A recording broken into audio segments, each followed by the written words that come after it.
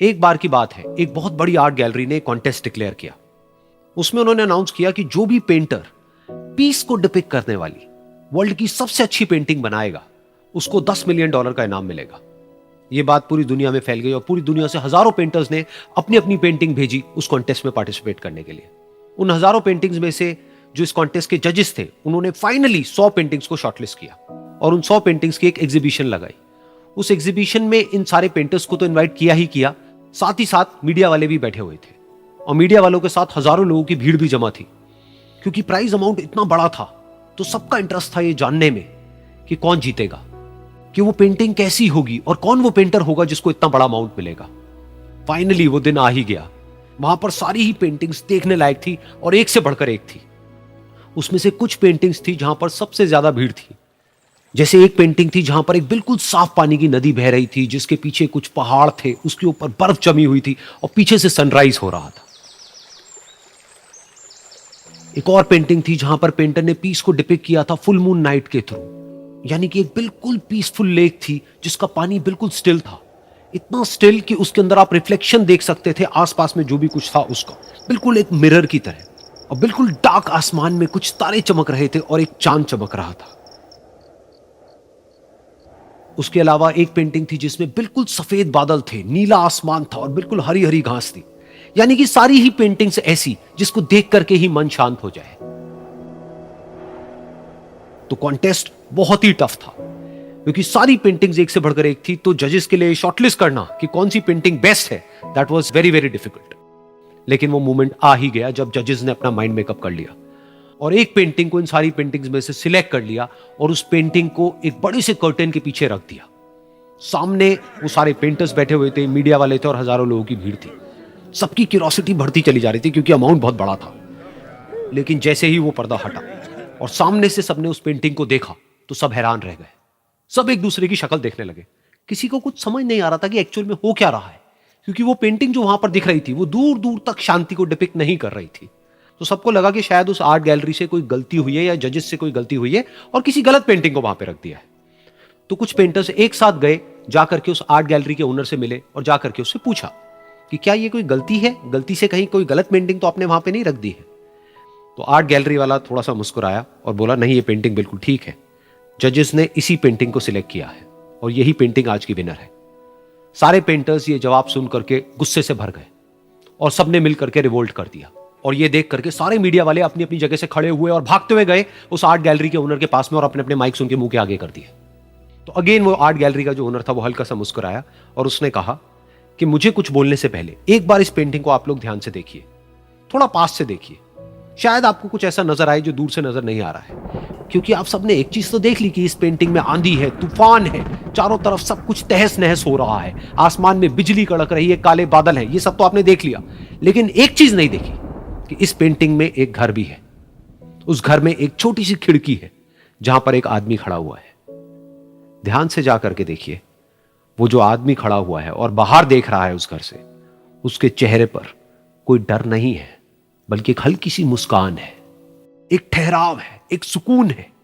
और यही है शांति का असली मतलब।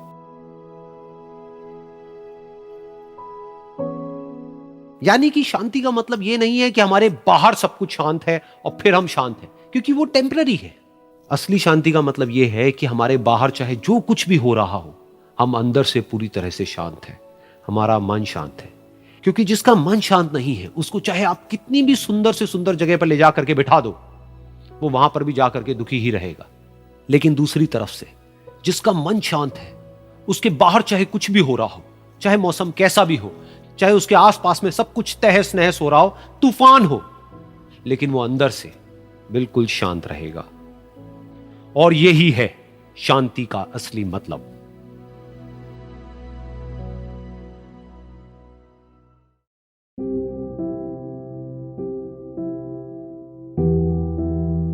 एक बार की बात है, एक छोटे से गांव में एक आदमी रहता था। उसके घर के पास में एक पहाड़ था जहां पर वो रोज सुबह जाता, उस पहाड़ पर थोड़ी देर के लिए वो बैठता, फिर वापस आ जाता। तो रोज की तरह वो सुबह सुबह जा रहा था। पीछे से उसका छोटा सा बेटा आया, उसने आकर के उसका हाथ पकड़ लिया और कहा कि आज मैं भी आपके साथ चलूंगा। उसने पहले तो उसको थोड़ा सा समझाया और मना किया, कहा कि जो रास्ता है वो बहुत ही छोटा है और चढ़ाई बहुत ज्यादा है, तो तुम मेरे साथ नहीं चल पाओगे। लेकिन फिर जब उस बेटे ने जिद करी तो पिता मान गया। तो दोनों पहाड़ पर चढ़ने लगे। पिता ने बेटे का हाथ कस के पकड़ा हुआ था। लेफ्ट साइड में पहाड़ थे, राइट साइड में खाई थी और रास्ता बहुत ही छोटा था। और वो पहाड़ की चोटी तक पहुंचने ही वाले थे, तभी रास्ते में एक बड़ा सा पत्थर आया। क्योंकि पिता उस रास्ते पर रोज आता था तो उसको पता था कि वहां पे पत्थर है, तो वो साइड से निकल गया। लेकिन जो बेटा था उसका ध्यान कहीं और था, तो उसका घुटना जा करके उस बड़े से पत्थर पर टकरा गया। तो फिर उस बच्चे के मुंह से एक चीख निकली, और जैसे ही वो चीखा उसकी आवाज उन पहाड़ों में गूंजने लगी। इससे पहले उस बच्चे ने कभी भी अपनी आवाज की गूंज नहीं सुनी थी, तो उसे समझ नहीं आया कि क्या हो रहा है। वो अंदर से थोड़ा सा घबरा गया। उसे लगा कि शायद कहीं कोई है जो छुप करके उसको देख रहा है और उसका मजाक उड़ा रहा है। फिर उस बच्चे ने बोला, कौन हो तुम? कौन हो तुम? तो जब उस बच्चे ने इस गूंज को सुना, उसे गुस्सा आ गया। उसे लगा कि कौन है ये जो मेरा मजाक उड़ाए चले जा रहा है। फिर उसने गुस्से से कहा, मैं तुम्हें छोड़ूंगा नहीं। और फिर जैसे ही उसने इस गूंज को सुना, वो घबरा गया। उसके पिता समझ गए थे कि क्या हो रहा है। उसने अपने पिता का हाथ कस के पकड़ लिया और उनसे पूछा, कौन है ये जो मुझे इतना तंग कर रहा है? कौन है ये जो मुझे इतना डरा रहा है? तो उसके पिता थोड़ा सा मुस्कुराए और उन्होंने खाई की तरफ देखा और जोर से बोला, मैं तुमसे बहुत प्यार करता हूं। ये सुनकर वो बच्चा हैरान हो गया। उसे समझ नहीं आया कि हो क्या रहा है, कि वही इंसान जो उसका मजाक उड़ा रहा है और उसको तंग कर रहा है, वो उसके पिता को बोल रहा है कि मैं तुमसे बहुत प्यार करता हूं। तो उसके पिता ने अपने बेटे को देखा और वो समझ गए कि उसके मन में क्या चल रहा है। और फिर दोबारा उन्होंने बोला, तुम बहुत अच्छे हो। और ये सुनकर उनका बेटा भी थोड़ा सा मुस्कुराया और पूछा अपने पिता से कि ये क्या हो रहा है। और फिर उसके पिता ने अपने बेटे को समझाया, ये जो आवाज तुम सुन रहे हो ना, ये किसी और की नहीं है, ये तुम्हारी ही आवाज है जो कि पहाड़ों में गूंज रही है और तुम्हें अपनी ही आवाज सुनाई दे रही है। जैसा तुम बोलते हो ठीक वैसा ही तुम्हें सुनाई देता है। अगर तुम गुस्से से कुछ कहोगे तो पलट करके जो आवाज आएगी उसमें भी गुस्सा होगा, लेकिन अगर तुम कुछ अच्छा कहोगे तो वो आवाज भी अच्छी होगी। बिल्कुल इसी तरह से हमारी जिंदगी में भी होता है। जैसा तुम अपने मन में इस जिंदगी के बारे में सोचते हो, ये जिंदगी तुम्हारे लिए बिल्कुल वैसी ही हो जाती है। अगर तुम मन ही मन अपने आप को ये बोलते रहोगे कि मेरी जिंदगी तो बहुत ही बुरी है, तो तुम्हारी जिंदगी सच में बुरी हो जाएगी। और अगर तुम अपनी जिंदगी से प्यार करोगे तो तुम्हारी जिंदगी भी तुमसे प्यार करेगी। ये बात उस बच्चे के दिमाग में घर कर गई और फिर वो दोनों उस पहाड़ की चोटी पर गए। लेकिन बच्चे के दिमाग में यही बात घूम रही थी। और फिर वो बच्चा खिलखिला के हंसा और उसने अपने दोनों हाथ खोले और अपनी पूरी ताकत से बोला, मैं तुमसे बहुत प्यार करता हूं।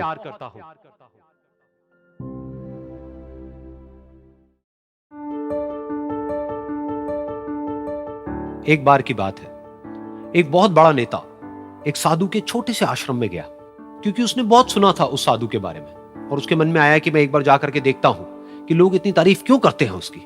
तो जब वो उस आश्रम में गया तो वहां पर एक छोटा सा कमरा था जहां पर एक कालीन बिछा हुआ था।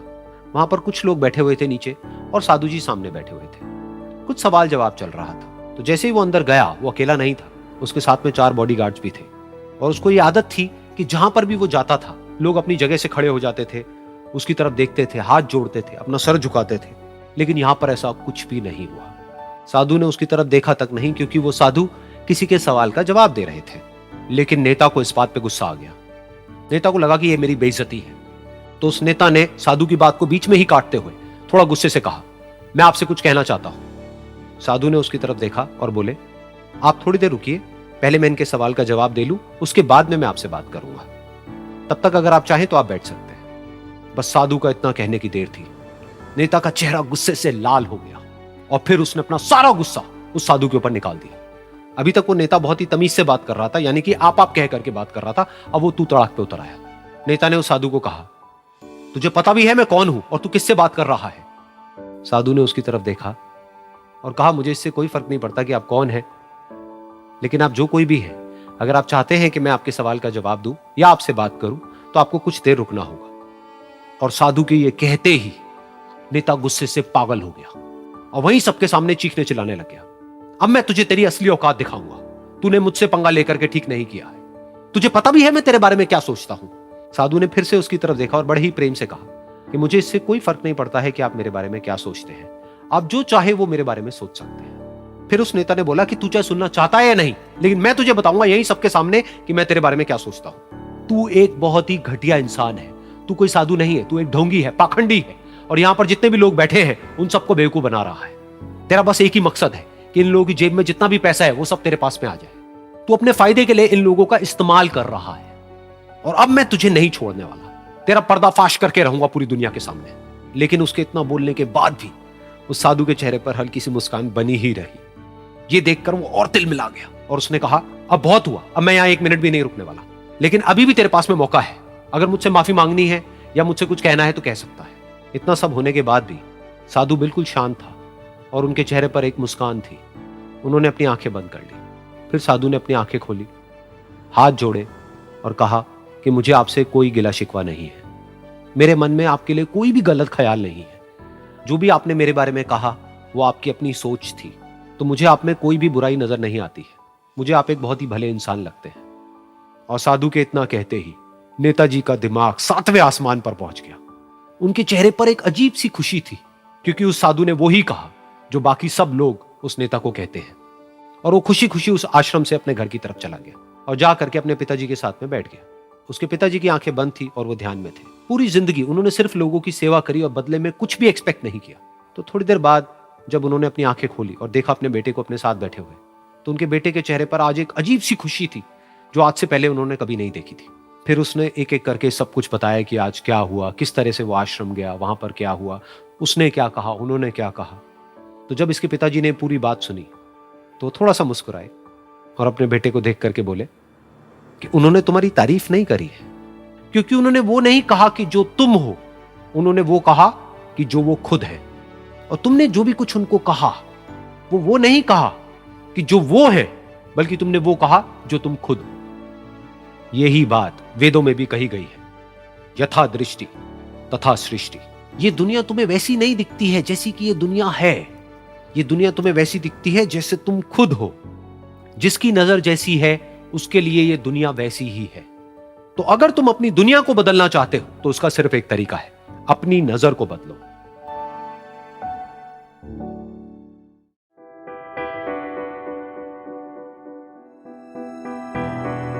ये कहानी है एक छोटी सी बच्ची की जिसको बहुत गुस्सा आता था, बात बात पे गुस्सा आता था। और जब उसको गुस्सा आता था तो वो ये नहीं देखती थी कि उसके सामने कौन है, और जो उसके मन में आता था वो सब बोल देती थी। कई कई बार तो वो कुछ चीजें उठाती और जमीन पे फेंकती और तोड़ देती। तो उसके माँ बाप बहुत परेशान हो गए, उनको समझ नहीं आ रहा था कि वो क्या करें। उन्होंने बहुत कोशिश करी उस बच्ची को समझाने की अलग अलग तरीके से, लेकिन वो बच्ची समझ ही नहीं रही थी। फिर एक दिन उसकी माँ ने उसकी ट्यूशन टीचर से बात करी, क्योंकि ट्यूशन टीचर ही एक ऐसी थी जिसकी कि वो बात सुनती थी। तो उसकी टीचर ने उसकी माँ की सारी बातों को सुना और उनको बोला कि आप चिंता मत करो, आने वाले कुछ दिनों के अंदर अंदर ही इस बच्ची का गुस्सा पूरी तरीके से खत्म हो जाएगा। उसकी माँ को समझ नहीं आया, लेकिन फिर भी उन्होंने कहा कि कोशिश करने में क्या जाता है। फिर उस दिन रोज की तरह जब वो टीचर आई और वो क्लास शुरू होने वाली थी, तो उसकी टीचर ने उस बच्ची से कहा कि आज हम पढ़ाई नहीं करेंगे, आज हम एक गेम खेलेंगे। तो बच्ची ये सुन करके बहुत खुश हो गई।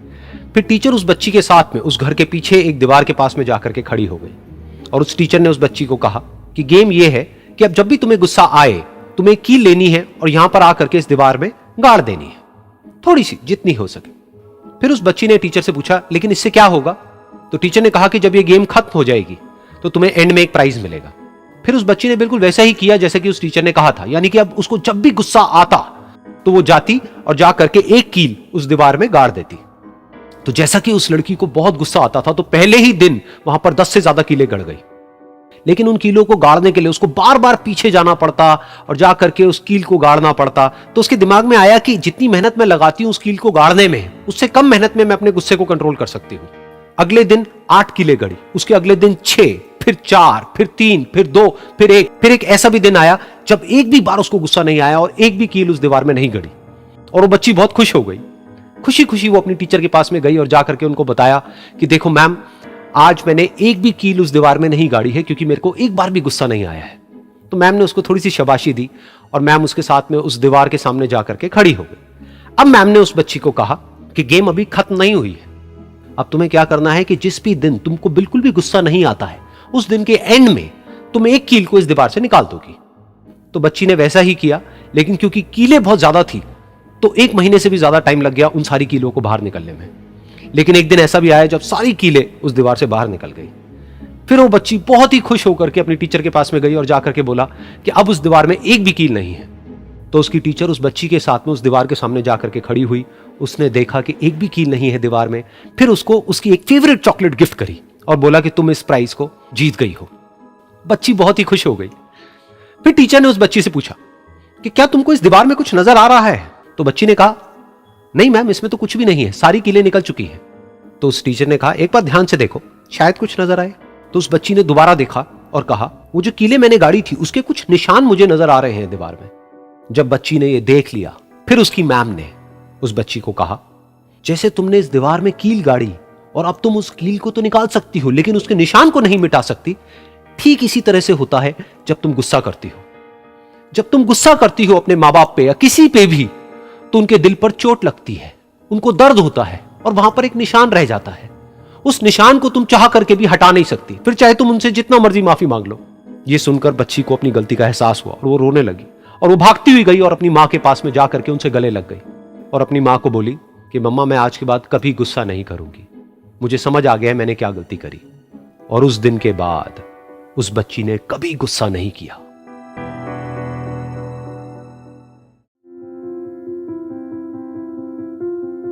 एक बार एक लड़की ने एक एंट्रेंस एग्जामिनेशन को क्रैक करने की बहुत कोशिश करी, बहुत मेहनत करी, लेकिन उसके बाद भी वो उसको क्रैक नहीं कर पाई, जिसकी वजह से वो अंदर से पूरी तरह से टूट गई, बहुत परेशान रहने लग गई, दुखी रहने लग गई। उसके पिता से अपनी बेटी की यह हालत देखी नहीं गई। फिर उन्होंने एक दिन अपनी बेटी को बुलाया और उन्होंने अपनी बेटी को कहा कि तुम मेरे साथ एक बार किचन में चलो, मुझे तुम्हें कुछ दिखाना है। किचन में पहले से ही उन्होंने गैस स्टोव के ऊपर 3 बोल रखे हुए थे।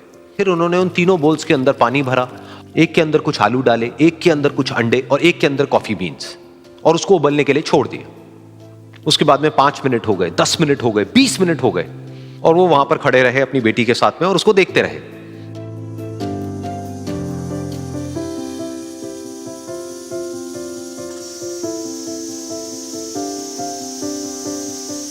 तो बेटी अंदर से थोड़ी सी इरिटेट होने लग गई, कहती है क्या कर रहे हो आप? तो उसके पिता ने कहा कि सिर्फ 1 मिनट और रुको, तुमको सब समझ आ जाएगा। फिर उसके बाद में एक एक करके उन्होंने गैस स्टोव को बंद किया और जो पहला बोल था उसमें से आलू निकाले और निकाल करके एक प्लेट पे रख दिए। दूसरे बोल में से उन्होंने वो अंडे निकाले और निकाल करके एक और प्लेट में रख दिए और तीसरे बोल में से जो कॉफी थी उसको छान करके एक कप के अंदर भर दिया और वो वहीं सामने स्लैब पे रख दिया और अपनी बेटी से पूछा कि तुम्हें क्या दिख रहा है?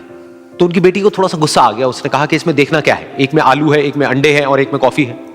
तो उसके पिता ने कहा कि एक बार इनको छू करके देखो, शायद तुम्हें कुछ समझ आए। तो उसने सबसे पहले आलूओं को छुआ, तो जब उसको छुआ और थोड़ा सा दबाया तो वो बिल्कुल सॉफ्ट हो चुके थे। तो उसके बाद में उसके पिता ने उन अंडों को तोड़ा तो वो हार्ड थे।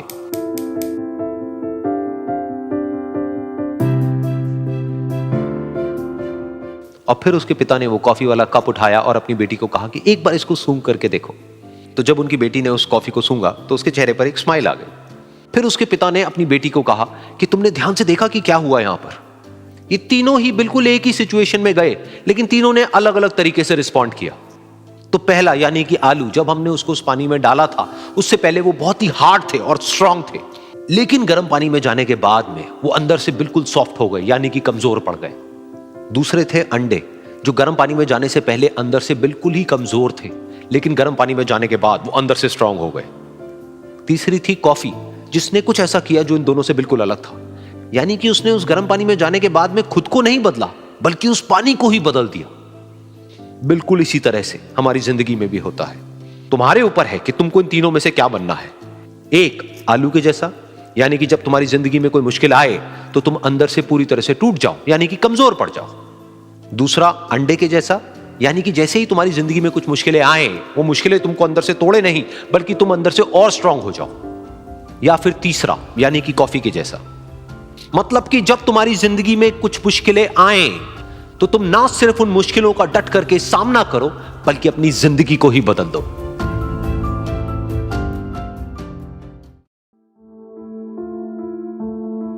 ये कहानी है 2 दोस्तों की जो कि एक छोटे से गांव में रहते थे। एक बार वो दोनों किसी काम से शहर गए और वापस अपने गांव लौट रहे थे। उनके गांव तक पहुंचने के लिए उनको एक घने जंगल से होकर के गुजरना था और जब वो उस जंगल से गुजर रहे थे तो एक दोस्त को प्यास लगी और वो पानी ढूंढने के लिए रास्ता भटक गए। थोड़ी ही देर बाद शाम हो गई और रात होने ही वाली थी। तो उन दोनों की नजर एक गुफा पे पड़ी जो कि पेड़ों से घिरी हुई थी चारों तरफ से। तो उन्होंने सोचा कि यही जगह ठीक है रात बिताने के लिए। तो दोनों ने कुछ लकड़ियां इकट्ठी करी, उस गुफा के अंदर गए और आग जला करके वहां पे बैठ गए। रात का वक्त था, गुफा के अंदर आग जल रही थी, बाहर बिल्कुल अंधेरा था और कुछ जानवरों की आवाजें आ रही थी। तो उन दोनों में से जो एक दोस्त था वो अंदर ही अंदर डरने लगा, क्योंकि उसने भूत प्रेतों की बहुत कहानियां सुनी थी कि रात के वक्त जंगल में कुछ भयानक आत्माएं भटकती हैं और अगर उनको कोई ऐसा भटका हुआ आदमी मिल जाए तो उसको नहीं छोड़ती। तो जब उसने भूत प्रेतों की बात अपने दोस्त से करी तो उसके दोस्त ने हंसते हुए उससे पूछा, क्या कभी तूने किसी भूत को देखा है? तो उसने कहा, नहीं मैंने तो नहीं देखा, लेकिन मेरे कुछ जान पहचान के लोग हैं जिन्होंने देखा है। तो उसके दोस्त ने उसको समझाने की बहुत कोशिश करी कि यार ऐसी सुनी सुनाई बातों पर विश्वास नहीं करते हैं, अब तू सो जा और मुझे भी सोने दे, मुझे नींद आ रही है। और इतना कह करके उसका दोस्त वहीं पर लेट गया और थोड़ी देर में सो गया। लेकिन वो जो अंदर से डरा हुआ था वो लेट तो गया, लेकिन उसको नींद नहीं आ रही थी। उसको लग रहा था कि शायद यहां पर कहीं कोई है जो छुप करके कहीं से उसको देख रहा है। उस आग की वजह से कुछ परछाइयां बन रही थी वहां पर पत्थरों पर, तो उन परछाइयों को देख करके भी वो डर रहा था।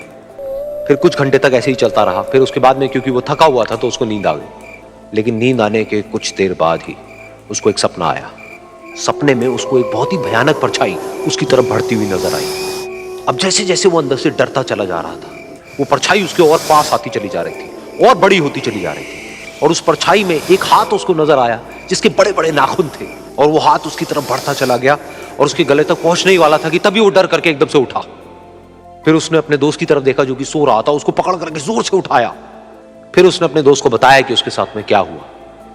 तो उसका दोस्त फिर हंसने लगा। फिर उसके दोस्त ने उसको कहा, अब अगर दोबारा से तुझे वो परछाई दिखे तो तू वही कहियो जो मैं तुझे कह रहा हूं कहने के लिए, फिर देखते हैं वो परछाई तेरा क्या करती है। तुझे अपने अंदर ही अंदर बोलना है, मैं तुझसे नहीं डरता, सामने आ। तो उसके दोस्त ने वैसा ही किया। थोड़ी देर बाद दोबारा से उसको सपने में वही परछाई नजर आई और वो परछाई धीरे धीरे उसकी तरफ बढ़ने लगी। लेकिन इस बार वो उस परछाई से डरा नहीं, बल्कि अपनी पूरी हिम्मत जुटा करके उसने वो ही कहा, मैं तुझसे नहीं डरता, सामने आ। मैं तुझसे नहीं डरता, सामने आ।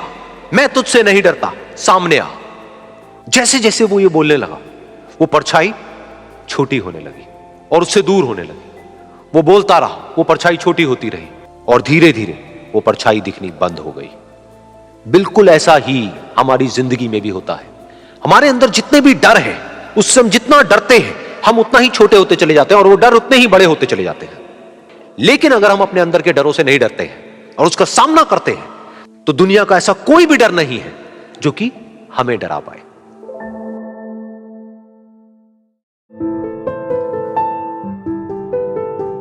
एक बार की बात है, कुछ साइंटिस्ट ने मिलकर के एक बहुत ही इंटरेस्टिंग एक्सपेरिमेंट किया। उन्होंने क्या किया कि एक बहुत बड़ा सा पिंजरा लिया, उसके अंदर 5 बंदरों को रख दिया और वहां पर एक सीढ़ी लगा दी। उस सीढ़ी के टॉप पर कुछ केले रख दी। फिर उन साइंटिस्ट ने क्या किया कि जैसे ही कोई भी बंदर उस सीढ़ी पर चढ़ता केलों तक पहुंचने के लिए, तो ऊपर से ठंडे पानी की बारिश करने लग जाते। तो जैसे ही वो ठंडा पानी गिरता उस बंदर के ऊपर जो कि सीढ़ी पर चढ़ रहा था, वो फटाफट से नीचे आता तो पानी बंद हो जाता। फिर दोबारा से कोई और बंदर उस सीढ़ी पर चढ़ता उन केलों तक पहुंचने के लिए, दोबारा से यही होता। दोबारा से ऊपर से ठंडे पानी की बारिश होती, वो बंदर जैसे ही नीचे आता दोबारा से बारिश बंद हो जाती। तो बंदरों ने इसका मतलब यह निकाला कि जैसे ही कोई भी सीढ़ी पर चढ़ता है तो ऊपर से ठंडा पानी गिरता है। फिर उसके बाद में जैसे ही कोई भी बंदर उस सीढ़ी पर चढ़ने की कोशिश भी करता तो बाकी के बंदर सब इकट्ठे होकर के उसको पकड़ते, उसको मारते, उसको पीटते और उसको नीचे गिरा देते। फिर दोबारा कोई कोशिश करता, दोबारा उसके साथ भी ऐसा ही होता। फिर उन साइंटिस्ट ने क्या किया कि उन 5 बंदरों में से एक बंदर को उस पिंजरे में से निकाला और उसकी जगह एक नए बंदर को उस पिंजरे के अंदर डाल दिया। अब उस बंदर को नहीं पता था कि यहां पर क्या खेल चल रहा है। उसको जैसे ही सीढ़ी के ऊपर वो केले नजर आए, वो फटाफट से उस सीढ़ी के ऊपर चढ़ने लगा। अब की बार साइंटिस्ट ने कोई बारिश नहीं करी, लेकिन फिर भी जो बाकी के बंदर थे उन्होंने इसको पकड़ा, सीढ़ी से नीचे उतारा और मारने पीटने लग गए। इस बंदर को समझ नहीं आया कि मेरे को क्यों मारा जा रहा है, तो उसने दोबारा कोशिश करी। जैसे ही उसने दोबारा कोशिश करी, दोबारा से उन 4 बंदरों ने वही किया। तो अब इस नए बंदर के दिमाग में क्या बैठ गया कि सीढ़ी पर चढ़ना मना है, अगर सीढ़ी पर चढ़ते हैं तो मार पड़ती है। उस सीढ़ी पर चढ़ना क्यों मना है और क्यों मार पड़ती है वो उसको नहीं पता था, बट उसके दिमाग में ये बैठ गया कि इस सीढ़ी पर नहीं चढ़ना है, ना किसी को चढ़ने देना है। फिर दोबारा से उन साइंटिस्ट ने क्या किया कि जो पुराने 4 बंदर थे उसमें से एक बंदर को निकाला और एक नए बंदर को उसी जगह पर डाल दिया। अब इस नए बंदर ने भी वही किया जो इससे पहले वाले ने किया था, यानी कि वो भागता हुआ गया, उस सीढ़ी के ऊपर चढ़ने की कोशिश करी, उन केलों तक पहुंचने की कोशिश करी, बाकी 4 इकट्ठे हो गए और उन्होंने उसको मारा पीटा, सीढ़ी से नीचे गिरा दिया। उसको कुछ समझ नहीं आया, उसने दोबारा कोशिश करी, दोबारा उसके साथ यही हुआ। और अब इस बंदर के दिमाग में भी यही बैठ गया कि सीढ़ी पर चढ़ना मना है और सीढ़ी पर चढ़ने से मार पड़ती है। फिर साइंटिस्ट ने एक एक करके जो पुराने 3 बंदर बचे हुए थे उसमें से भी एक एक करके उन बंदरों को निकाला और उनकी जगह पर 3 नए बंदर आ गए। अब ये 5 बंदर नए थे और किसी को भी ये नहीं पता था कि उस सीढ़ी पर चढ़ना मना क्यों है, लेकिन उन सबके दिमाग में बैठा हुआ था कि सीढ़ी पर चढ़ने से मार पड़ती है। तो कोई भी कोशिश नहीं कर रहा था, जबकि अब कोई ठंडे पानी की बारिश भी नहीं हो रही थी। वो चाहते तो आराम से उस सीढ़ी पर चढ़ते, केले तोड़ते और आपस में बांट करके खा लेते। बिल्कुल ऐसा ही हम लोगों के साथ भी होता है, यानी कि इंसानों के साथ भी होता है। हजारों साल पहले कोई प्रथा बनी होती है, कोई रीति रिवाज होता है जिसके पीछे कोई ना कोई वजह होती है, लेकिन वो वजह खत्म होने के बाद भी वो प्रथा चलती रहती है, वो रीति रिवाज चलते ही रहते हैं। किसी में इतनी हिम्मत नहीं होती है ये पूछने की कि हम क्या कर रहे हैं, क्यों कर रहे हैं। बस सबको ये पता होता है कि ऐसा ही होता है। तो वो एक्सपेरिमेंट जिसके बारे में अभी मैंने आप लोगों को बताया, यानी कि वो बंदरों का एक्सपेरिमेंट, उसमें तो बेचारे बंदर हैं, जानवर हैं, उनको नहीं पता है कि क्वेश्चन कैसे पूछते हैं। लेकिन अगर हम इंसान होने के बावजूद भी क्वेश्चन ना करें तो हमारे में और जानवरों में क्या फर्क है, सोचिए।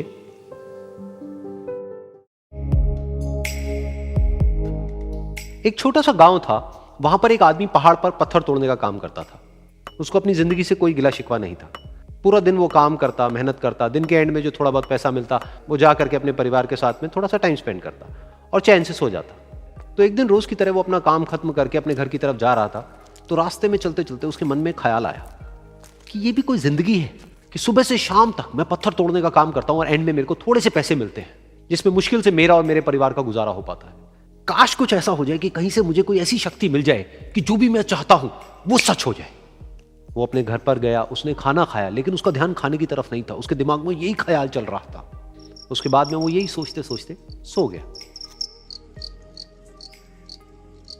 फिर नींद आने के कुछ देर बाद उसको एक सपना आया। सपने में उसने देखा कि रोज की तरह वो अपना काम खत्म करके अपने घर लौट रहा था। रास्ते में उसने एक बहुत ही बड़ा घर देखा और उसके मन में आया कि काश ये घर मेरा होता और मैं इसका मालिक होता। और उसके ये सोचते ही वो उस घर का मालिक बन गया। उसको यकीन ही नहीं हो रहा था कि जो उसने सोचा वो बन चुका है। लेकिन उसकी खुशी ज्यादा देर नहीं टिक पाई, क्योंकि उसको एकदम से एक शोर सुनाई दिया। उसने अपने घर के बाहर देखा कि एक बहुत बड़ी रैली निकल रही है, जिसमें बीचों बीच एक पॉलिटिशियन है जो ऐसे ऐसे हाथ हिला रहा है, और वहां पर जितने भी लोग खड़े थे सब उसके नाम के नारे लगा रहे थे, उसके आगे हाथ जोड़ करके खड़े थे, सब उसको देखने के लिए तड़प रहे थे। तब उसको यह एहसास हुआ कि मैं कितना छोटा हूं उसके आगे। और फिर उसके अंदर से एक ख्याल उठा कि काश मैं ये पॉलिटिशियन होता और मेरे पास भी इतनी ही पावर होती जितनी कि इसके पास में है। बस उसका इतना सा सोचने की देर थी, वो पॉलिटिशियन बन गया। उसकी खुशी का ठिकाना नहीं था, क्योंकि उसके आसपास में हजारों लोगों की भीड़ थी और सब उसको देखने के लिए तरस रहे थे, तड़प रहे थे। लेकिन उसकी ये खुशी भी ज्यादा देर नहीं टिक पाई। धूप बहुत ही तेज थी और उस पॉलिटिशियन को आदत नहीं थी इतनी गर्मी में रहने की, तो उस धूप की वजह से उसको चक्कर आ गए और वो बेहोश होकर के गिर गया। फिर उसको एहसास हुआ कि ये पॉलिटिशियन सबसे ताकतवर नहीं है, ये जो सूरज है ये सबसे ताकतवर है। और उसके मन में आया कि काश मैं ये सूरज बन जाऊं तो मेरे आगे कोई नहीं टिक पाएगा। और उसका इतना सा सोचने की देर थी और वो सूरज बन गया और वो खुशी से पागल हो गया, क्योंकि पूरी दुनिया को वो ही रोशन कर रहा था और पूरी दुनिया में ऐसा कोई नहीं था जो कि उसकी रोशनी को रोक सके। लेकिन उसकी ये खुशी भी ज्यादा देर टिक नहीं पाई, क्योंकि कुछ ही देर बाद आसमान में कुछ काले बादल आए जिन्होंने कि उस सूरज की रोशनी को रोक दिया। फिर उसको यह एहसास हुआ कि इस दुनिया में ऐसा भी कोई है जिसमें दम है उसकी रोशनी को रोकने का। और उसके मन में एक ख्याल उठा कि काश मैं वो बादल बन जाऊं। और वो बादल बन गया और आसमान में उड़ने लगा। उसको ऐसा लगा कि मैं आसमान में उड़ रहा हूं और अब मैं जहां चाहे वहां जा सकता हूं। लेकिन कुछ देर बाद वहां पर एक बहुत तेज हवा का झोंका आया जो कि उन बादलों को उड़ा करके ले गया। अब फिर उसे ये समझ आया कि ये जो बादल हैं वो सूरज की रोशनी को तो रोक सकते हैं, लेकिन हवा को नहीं रोक सकते। ये हवा उनको बहा करके ले जाती है। फिर उसके मन में आया कि काश मैं ये हवा बन जाऊं, और वो हवा बन गया। हवा बनने के बाद में उसको अपने अंदर एक अलग ही ऊर्जा का अनुभव हुआ। वो चाहे तो आराम से बहता और चाहे तो आंधी बन करके, तूफान बन करके, जिसको भी चाहे उड़ा करके ले जाता। उसको ये विश्वास होने ही लगा था कि इस दुनिया में सबसे ज्यादा शक्तिशाली मैं हूं। लेकिन तभी उसके सामने आया एक पहाड़। उसने अपनी पूरी ताकत लगा दी, लेकिन उस पहाड़ को वो इतना सा भी नहीं हिला पाया। तब उसको यह एहसास हुआ कि इस दुनिया में कोई है जो हवा से भी ज्यादा शक्तिशाली है, जिसमें दम है उस हवा को रोकने का। फिर उसके मन में आया कि काश मैं ये पहाड़ होता, और वो पहाड़ बन गया।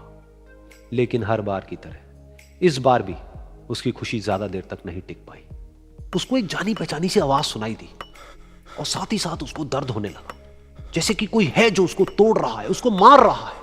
तो दर्द से वो चीखने लगा और उसके मन में आया कि काश मैं वो बन जाऊं, क्योंकि इस पहाड़ को तोड़ने का दम रखता है। लेकिन इस बार उसकी ये ख्वाहिश पूरी नहीं हुई। वो रोने लगा, चीखने लगा, चिल्लाने लगा, उसने अपनी पूरी जान लगा दी, लेकिन इस बार वो नहीं बन पाया। उसका दर्द बढ़ता ही चला जा रहा था और दर्द की वजह से एकदम से उसकी नींद खुली और सामने शीशा था। उसने शीशे में देखा और उसको समझ आया कि सपने में मैं वो क्यों नहीं बन पा रहा था जो मैं बनना चाहता था, क्योंकि असलियत में मैं वो ही हूं।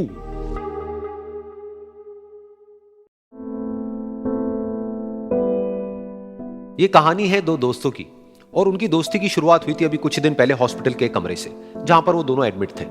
तो दोनों में से जो एक था, उसको अभी कुछ दिन पहले एक पैरालिसिस का अटैक आया था, जिसकी वजह से गर्दन के नीचे की उसकी पूरी बॉडी पैरालाइज हो गई थी और वो अपनी एक उंगली तक नहीं हिला सकता था। और पूरे दिन जो भी नर्स उसके पास में आती, वो उसको एक ही बात कहता कि मुझे कोई ऐसा इंजेक्शन दे दो जिससे कि मैं मर जाऊं, अब मैं और जीना नहीं चाहता, ऐसी जिंदगी का मैं क्या करूंगा। तो उसका जो दोस्त था उस कमरे में, क्योंकि वो चल फिर सकता था, तो रोज सुबह और रोज शाम को उस कमरे में एक खिड़की थी, उसके पास में जाकर के खड़ा हो जाता और अपने दोस्त को बताता कि उस खिड़की के बाहर क्या चल रहा है। बिल्कुल नीला आसमान है, सफेद बादल है, हल्की हल्की हवा चल रही है और कुछ पंछी उड़ रहे हैं। एक बहुत ही सुंदर बीच है जहां पर कुछ बच्चे मिट्टी के घरौंदे बना रहे हैं। कुछ लोग हैं जो वहां पर बैठे हुए बस समुद्र की लहरों को देख रहे हैं। कुछ लोग जॉगिंग कर रहे हैं, कोई एक्सरसाइज कर रहा है, कोई पतंग उड़ा रहा है। वहां पर एक आइसक्रीम की स्टॉल है जहां पर कुछ लोग आकर के आइसक्रीम खा रहे हैं। और सनसेट के टाइम पे जो पानी है वो पूरा गोल्डन हो जाता है और चमकने लगता है। तो शुरू में तो जब उसने वो सब बताना शुरू किया तो उसके दोस्त के ऊपर ज्यादा असर नहीं हुआ, लेकिन धीरे धीरे उसके अंदर जीने की चाह जागने लगी। अब वो सुबह का इंतजार करने लगा कि जल्दी से सुबह हो और मेरा दोस्त मुझे बताए कि आज यहां पर क्या हो रहा है। कुछ दिन तक ऐसे ही चलता रहा। फिर एक दिन जब वो सुबह उठा तो उसने देखा कि सामने वाला बेड खाली है। फिर उसने नर्स को बुलाया और उससे पूछा कि क्या वो डिस्चार्ज हो गया है। तो नर्स ने कहा कि आपको तो उन्होंने बताया होगा, उनके पास कुछ ही दिन बाकी थे और कल रात को ही उनकी डेथ हो गई है। ये सुन करके उसके अंदर की उम्मीद पूरी तरह से टूट गई, क्योंकि सिर्फ उसका दोस्त ही था जिसने उसको बाहर की दुनिया से जोड़ा हुआ था, जिसकी वजह से वो जान पाता था कि बाहर क्या हो रहा है और ये दुनिया कितनी खूबसूरत है। तो कुछ दिन तक तो वो रोता रहा और उसने जीने की चाह छोड़ दी। लेकिन दूसरी ही तरफ से उसके अंदर कहीं ना कहीं एक नई चाह पैदा हुई कि काश मरने से पहले एक बार मैं खुद अपनी आंखों से देखूं इस खिड़की के बाहर कि दुनिया कैसी है। जैसे जैसे उसकी ये चाह बढ़ने लगी, उसको अपने अंदर एक अजीब सी एनर्जी महसूस होने लगी। और फिर एक दिन उसने अपनी पूरी ताकत लगा दी और किसी तरीके से वो बेड से नीचे गिरा और पकड़ पकड़ करके किसी तरह से उस खिड़की तक पहुंचा। फिर उस खिड़की को पकड़ करके वो खड़ा हुआ और खिड़की के बाहर देख लिया। लेकिन खिड़की के बाहर देखते ही वो गुस्से से भर गया। उसने जोर से नर्स को आवाज लगाई और जैसे ही नर्स आई उसने नर्स से पूछा, ये तुमने क्या किया, ये खिड़की के बाहर काली दीवार क्यों खड़ी कर दी। तो नर्स को समझ नहीं आया वो क्या बोल रहा है और वो बोली कि मुझे 5 साल हो गए हैं यहां पर, जब से मैं आई हूं तब से तो ये काली दीवार यहां पर है। तब जाकर के उसको समझ आया कि उसका वो दोस्त उससे झूठ बोल रहा था। और उसने नर्स से पूछा, अगर ये काली दीवार पिछले 5 साल से यहां पर है तो मेरे दोस्त ने मुझसे झूठ क्यों कहा। तो नर्स थोड़ा सा मुस्कुराई और बोली कि मैं ये तो नहीं जानती कि उन्होंने आपसे झूठ क्यों कहा, लेकिन मैं इतना जरूर जानती हूं कि जो भी कुछ उन्होंने आपसे कहा उसी वजह से आप अभी अपने पैरों पर खड़े हैं। तो इस कहानी से हमको यह सीखने को मिलता है कि जो हमारे शब्द हैं, जो हमारे वर्ड्स हैं, जो हम अपने मुंह से बाहर निकालते हैं, उसमें इतनी पावर है जिसकी कोई हद नहीं है। वो किसी आदमी को गिरा भी सकते हैं और उसको उठा भी सकते हैं। तो अब आपके ऊपर है कि आप अपनी इस पावर को यूज करते हो या मिस यूज करते हो।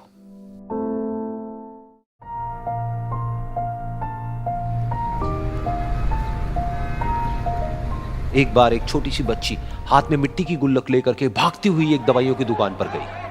वो काफी देर तक वहां पर खड़ी रही, लेकिन दुकानदार का ध्यान उसकी तरफ नहीं गया क्योंकि और भी बहुत सारे लोग खड़े हुए थे। उसने दुकानदार को कई बार बुलाया, लेकिन वहां पर भीड़ इतनी थी कि दुकानदार का ध्यान उसकी तरफ गया ही नहीं। और फिर उस बच्ची को थोड़ा सा गुस्सा आया तो उसने अपनी मिट्टी की गुल्लक लेकर के वहीं काउंटर पर जोर से रख दी, जिसके बाद में जो दुकानदार था और जितने भी लोग खड़े थे वो सब उस बच्ची की तरफ देखने लग गए। और फिर उस दुकानदार ने उस बच्ची से पूछा, बेटे आपको क्या चाहिए। तो वो बड़े ही भोलेपन से बोली कि मुझे एक चमत्कार चाहिए। ये सुनकर के दुकानदार को कुछ समझ नहीं आया, ना ही वहां पर जो लोग थे उनको कुछ समझ में आया और सब उसकी तरफ देखने लग गए। फिर दुकानदार ने बोला, बेटे चमत्कार तो यहाँ पर नहीं मिलता है। तो बच्ची को लगा कि वो उससे झूठ बोल रहा है। तो बच्ची ने कहा कि मेरी गुल्लक में बहुत पैसे हैं, आप बताओ आपको कितने पैसे चाहिए, लेकिन मैं आज यहां से चमत्कार लेकर के ही जाऊंगी। तो वहीं काउंटर पे एक और आदमी खड़ा था, उसने उस बच्ची से पूछा कि बेटे क्यों चाहिए तुमको चमत्कार।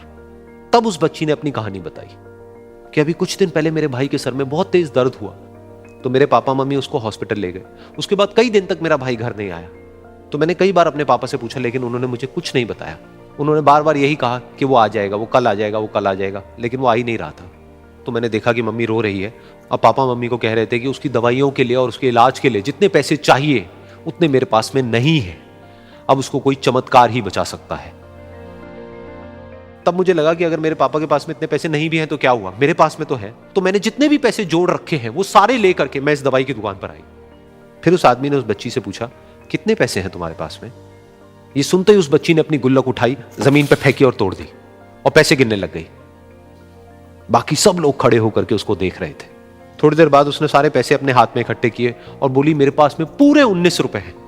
वो जो आदमी वहां पर खड़ा था वो थोड़ा सा मुस्कुराया और बोला कि अरे तुम्हारे पास में तो पूरे पैसे हैं, इतने का ही तो आता है चमत्कार। ये सुनकर के वो बच्ची बहुत खुश हो गई और बोली कि चलो मैं आपको अपने पापा से मिलवाती हूं। बाद में पता लगा कि वो आदमी कोई आम आदमी नहीं था, बल्कि एक बहुत बड़ा न्यूरोसर्जन था और उसने सिर्फ 19 रुपए में उसके भाई की सर्जरी करी और कुछ ही दिन बाद वो ठीक होकर के घर वापस आ गया। फिर कुछ दिन बाद वो बच्ची, उसका भाई, उसके पापा, उसकी मम्मी चारों एक साथ बैठे हुए थे और बात कर रहे थे। तो उसकी मम्मी ने उसके पापा से पूछा कि अब तो बता दो ये चमत्कार आपने किया कैसे? तो उन्होंने अपनी बेटी की तरफ देखा और बोले, ये चमत्कार मैंने नहीं, इसने किया है।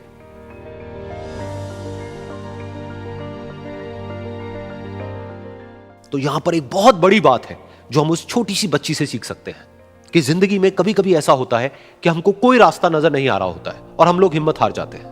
तब हमारे अंदर एक बच्चा होता है जो कोशिश करने से कभी भी पीछे नहीं हटता है। वो हार मानने को तैयार नहीं होता है क्योंकि उसको ना शब्द समझ नहीं आता है। वो बच्चा जिसके लिए कुछ भी नामुमकिन नहीं है, क्योंकि वो हर हाल में कोशिश करता ही रहता है।